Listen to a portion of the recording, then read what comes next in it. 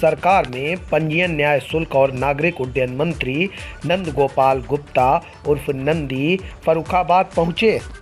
उन्होंने कहा कि प्रदेश में गलत कार्य करने वालों पर हो रही कार्यवाही। 8 जनवरी को कानपुर में आयोजित होने वाले कार्यक्रम में शामिल होने का न्योता देने आए सूबे के कैबिनेट मंत्री नंद गोपाल नंदी ने सपा बसपा व कांग्रेस पर कड़े प्रहार किए।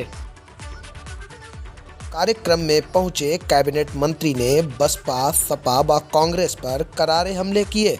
उन्होंने कहा कि ये तीनों पार्टियां हमेशा यही कहती हैं कि वैश्य समाज तो भाजपा का वोट होता है, तो क्यों ना वैश्य समाज छाती ठोक कर भाजपा को ही वोट दे। विधानसभा चुनाव में बुआ व बबुआ कहीं नहीं है। उन्होंने कहा कि चित्र व्यापारी सपा के फाइनेंसर थे, इन्होंने गलत ढंग से पैसा इकट्ठा किया था। प्रदेश में जो भी गलत तरीके से कार्य करेगा उसके विरुद्ध कार्यवाही होगी।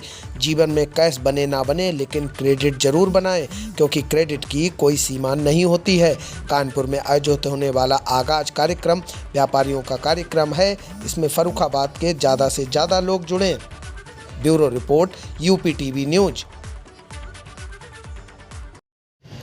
देखिए, सर्वविदित है कि 2014 के बाद इस देश ने जो अंगड़ाई ली उसका बदलाव पूरी दुनिया देख रही है।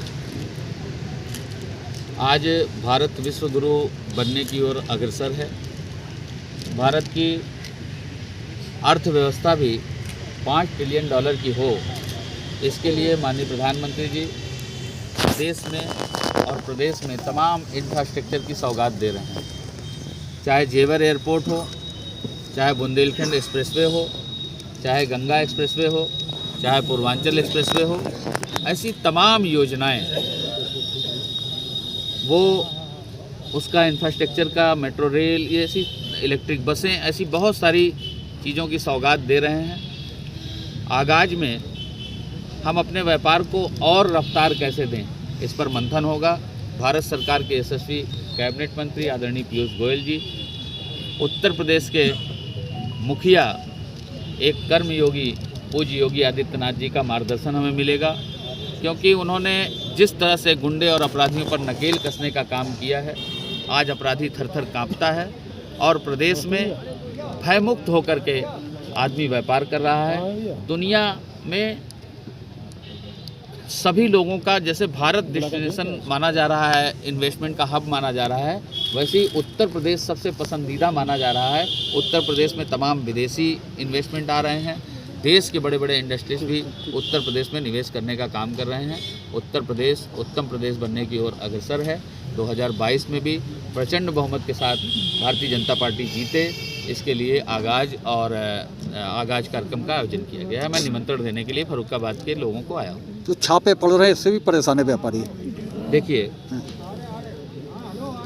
कोई भी इनलीगल काम करने वाला, जो भारत सरकार की गाइडलाइन है, संविधान है, संविधान के अतिरिक्त संविधान से बाहर जाकर के इनलीगल कोई भी काम करता है, उसके खिलाफ देश की तमाम एजेंसियां सर्विलांस लगा होता है। कोई इनलीगल ट्रांजैक्शन होते हैं तो उस पर छापेमारी होती है। छापेमारी में जो विधिक कार्रवाई है वो होती है और वो कार्रवाई राजनीतिक कारण है, चुनाव के पहले हो रहा, चुनाव के ठीक पहले। देखिए, आपको पता है, मैं मतलब अगर आप इतना उधेर रहे हैं तो मुझे बोलने में कोई संकोच नहीं है।